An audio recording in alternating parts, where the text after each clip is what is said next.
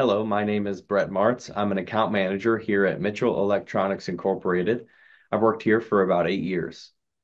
It's very important to have a designated space for testing encoders and repairing servo motors.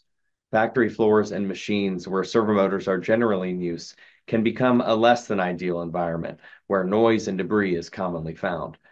Accuracy is important, and you want to make sure you have a separate space where you can work cleanly and quietly. Manufacturers can achieve analysis in their factory with some basic tools on their test bench. Mitchell Electronics Incorporated also provides some specific products to simplify the process of testing servo motors on site. The Mitchell testers have the advantage of supporting many types of motors, encoders, and resolvers. You may be surprised how much time you can save by testing motors before you send them out or after receiving them back from your trusted repair shops.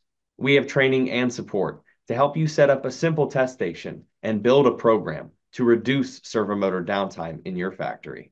You can learn about other tools and tips in the quick reference guide that we published on our website, www.mitchell-electronics.com.